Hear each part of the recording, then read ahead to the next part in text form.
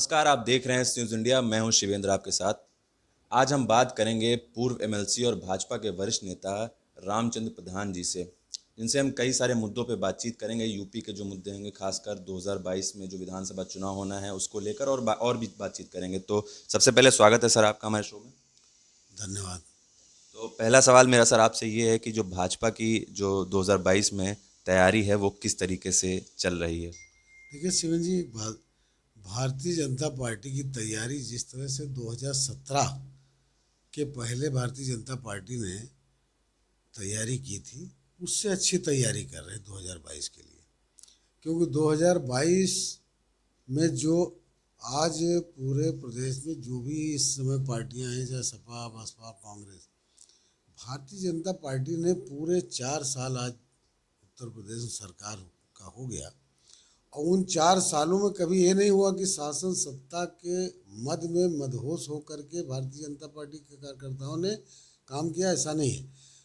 Bharatiya Janata party के कार्यकर्ताओं ने इस तरह काम किया कि जैसे हमें जनता के बीच में ही रहे 4 साल तक लगातार, चाहे वो कोरोना का मामला रहे, कोरोना काल रहा हो, चाहे जो भी रहा हो। आज भारतीय जनता पार्टी के गांव में गांव हर बूथ स्तर पे कार्यक्रम चल रहे हैं और बहुत अच्छी तैयारी है।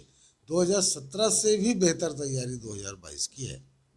अगला सवाल मेरा आपसे ये है कि प्रियंका गांधी और अखिलेश यादव जो हैं वो मुझे लगता है कि 2022 जो चुनाव आने वाला है उसके लिए तैयारी कमर कसनी शुरू कर दी है। तो आपको लगता है कि वो इस चुनाव में कहीं ना कहीं कुछ असर छोड़ पाएंगे? देखिए, अखिलेश यादव और प्रियंका गांधी जी, ये लोग चुनाव 2022 में इसलिए अब तैयारी शुरू कर रहे हैं। 4 साल तक इन्होंने क्या किया? कुछ भी नहीं किया, जनता के बीच में भी नहीं गए। यहाँ तक कि कोरोना काल में भी सब घरों में बैठे रहे।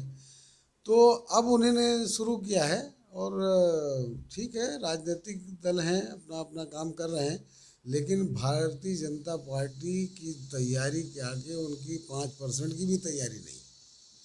अगला सवाल मेरा आपसे ये है कि अभी हाल ही में फ़िलहाल में अखिलेश यादव जी का जो एक वीडियो वायरल हुआ था जिसमें वो पत्रकारों से उनकी थोड़ी बातचीत हो गई थी, कहासुनी हो गई थी। उसके बाद अभी उन पर केस हो गया है, जिसको लेकर वो सपा जो है वो सवाल उठा रही है कि बीजेपी की ये साजिश है। इस पर आप क्या कहना चाहेंगे? देखिए, वो अगर ये कह रहे हैं कि बीजेपी की साजिश है, ये गलत कह रहे हैं। क्योंकि इससे बीजेपी का क्या मतलब है भाई? मान लीजिए अगर कुछ आपने गलत किया, किसी पत्रकार से आपने बदतमीजी किया, या पत्रकार, ये तो पत्रकार और अखिलेश यादव जी के बीच का मामला है, तो भारतीय जनता पार्टी कहाँ से आ गई? नहीं, वो ये सवाल खड़ा कर रहे हैं कि जो पत्रकार था वो कहीं ना कहीं बीजेपी का कार्यकर्ता था, वो हमला करने आया था, ऐसा उनकी पार्टी का मानना है। अरे भाई, उनकी पार्टी का क्या मानना है वो तो वही जान सकते हैं, वही बताएंगे। लेकिन मेरा जो मानना है, और दुनिया देख रही है, पूरा प्रदेश देख रहा है, कि जब आप किसी व्यक्ति से, पत्रकार की क्या, आप हमारे सामने बैठे, आप हमसे कोई भी सवाल कर सकते हैं, और उसमें क्या बात है भाई? अगर आपसे किसी ने कुछ सवाल किया या पत्रकार ने कुछ कहा, आपने उसको कुछ कह दिया, क्या कह दिया, अगर उन्होंने एफआईआर दर्ज करी, तो उत्तर प्रदेश में सरकार है, भारतीय जनता पार्टी का कानून अपना काम करेगा, वो कर रहा है। चाहे वो अखिलेश यादव जी हो, चाहे वो मैं हूँ, या कोई भी हो। अगर हम गलत करेंगे तो हमारे खिलाफ कार्रवाई होगी। उसमें भारतीय जनता पार्टी के ऊपर आरोप लगा तो कोई मतलब नहीं है। वो तो एक स्टंट बना रहे हैं वो लोग। उनको एक, कुछ नहीं तो उनको बीजेपी का विरोध करना है, योगी आदित्यनाथ जी का विरोध करना है, भाजपा की सरकार का विरोध करना, उसके लिए एक वो मुद्दा बना रहे होंगे, जबकि ऐसा हो नहीं सकता। अगला सवाल मेरा आपसे ये है कि आप जो हैं छात्र राजनीति से आपने आपका करियर शुरू हुआ, उसके बाद आप एमएलसी बने, उसके बाद आज आप भाजपा के नेता हैं। इससे पहले आप बसपा में थे। तो बसपा और भाजपा में ऐसी कौन सी बड़ी चीज़ें हैं जिसमें आप बहुत अंतर देखते हैं, लगता है आपको कि इस बसपा में वो चीज़ नहीं थी वो भाजपा में है? देखिए, भाजपा और बसपा में बहुत फर्क है। ये बात सही है कि हम लोग छात्र राजनीति से आए, और छात्र राजनीति करते करते फिर हम बीएसपी में गए, और बीएसपी में एक लंबे समय तक हमने काम किया। ठीक है, बीएसपी में भी हम लोगों ने बूथ स्तर पे काम किया, उन लोगों के लिए काम किया जो वंचित शोषित लोग थे, जो कमज़ोर तबके के लोग थे। उनके लिए हम लोगों ने गांव-गांव में काम किया, और उनकी लड़ाई लड़ी, उनके लिए काम किया और बीएसपी इसी मुद्दे पर काम कर भी रही थी। लेकिन अब बीएसपी और आप सवाल हमसे किए बीएसपी और बीजेपी में फ़र्क क्या महसूस कर रहे हैं हम। फ़र्क क्या है वो अलग बात है, हम क्या महसूस कर रहे हैं वो मैं आपको बताता हूँ। क्योंकि मैंने बीएसपी में एक लंबे समय तक काम किया है और हम लोगों ने भी उसी की तरह हम लोग आज बीजेपी में हैं।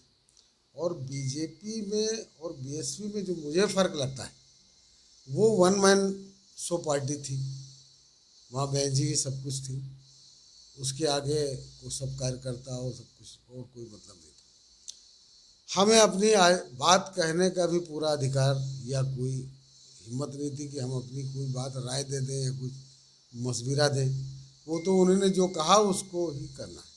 लेकिन भारतीय जनता पार्टी में आके सबसे बड़ा जो फ़र्क मुझे ये लगा कि यहाँ पर आपकी स्वतंत्रता है, आप अपने विचार को व्यक्त कर सकते हैं, अपनी बात को पार्टी फोरम में भी कह सकते हैं, अपनी बात को कह सकते हैं। हाँ, लेकिन इतना हमें भी अनुशासन में रहना चाहिए, किसी कार्यकर्ता को रहना चाहिए कि पार्टी फोरम पे बात करना चाहिए, ना अगर कोई उस तरह की बात करनी। तो एक तो ये फ़र्क है। दूसरा क्या है, बीजेपी में मुझे आकर के ऐसा लगा कि भाई मैंने अच्छा किया और आज देश के प्रधानमंत्री माननीय नरेंद्र मोदी जी, उन्होंने सबका साथ सबका विकास का नारा दिया, ये भी बहुत अच्छा है। भाई सबका साथ, कोई दुर्भावना नहीं, कोई ऐसी बात नहीं कि जिसके द्वेष भावना से कोई कार्रवाई करे, ऐसा नहीं होता। बाकी दलों में तो होता है, लेकिन बीजेपी में ऐसा हमने नहीं देखा कि कोई द्वेष भावना से काम।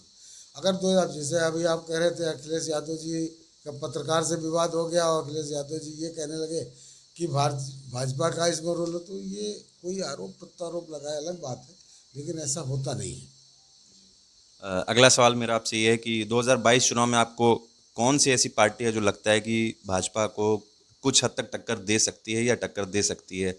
समाजवादी पार्टी या फिर कांग्रेस पार्टी या फिर बसपा? देखिए, मैं शिवेन जी बता दूं आपको, मैं पहले कह चुका, भारतीय जनता पार्टी 2017 में 325 सीटें जीती थी। भाजपा के और उसके समर्थन से जो उनके सहयोगी दल थे मिला के 327 सीटें थी बीजेपी। आज आप ये बताओ, जो 400 में 403 विधानसभाओं में है और 325 जीत रही हो, तो उसके टक्कर में किसको आप मान लेंगे? आज उससे बेहतर पोजीशन में है भाजपा। तो मुझे लगता है कि 325 में 350 जीतेगी इस बार, तो अब किसको हम टक्कर में मान लें? कोई टक्कर मुझे तो दिखता नहीं। तो मेरा आखिरी सवाल आपसे ये है कि आपको हम 2022 विधानसभा चुनाव से पहले किस भूमिका में देख सकते हैं पार्टी में? हम एक साधारण कार्यकर्ता हैं, जैसे भारतीय जनता पार्टी के उसी कार्यकर्ता की हैसियत से अपना काम करते रहेंगे। बाकी जो पार्टी की जो जिम्मेदारी होगी, जो पार्टी का दिशा निर्देश होगा, उसमें हम लोग काम करेंगे। हम एक तो साधारण कार्यकर्ता, भाजपा में यही सबसे बड़ी बात है कि यहाँ बूथ का कार्यकर्ता और राष्ट्रीय स्तर के कार्यकर्ता दोनों की हैसियत बराबर की है। उसके दायित्व तो अलग अलग हो सकते हैं, लेकिन उसकी हैसियत बराबर की है। वो भी कार्यकर्ता है और हम भी कार्यकर्ता हैं। एक बूथ स्तर का भी कार्यकर्ता और राष्ट्रीय स्तर का भी भाजपा में कार्यकर्ता ही है। तो ये थे हमारे साथ भाजपा के वरिष्ठ नेता रामचंद्र प्रधान जी। तो उनसे हमने बातचीत करी कई सारे मुद्दों पर, उन्होंने अपनी राय भी रखी। बाकी खबरों के लिए चैनल को सब्सक्राइब ज़रूर कर दें। और इस वीडियो के पीछे का जो कैमरा वर्क है वो किया है पृथु सिन्हा ने। मैं शिवेंद्र, धन्यवाद।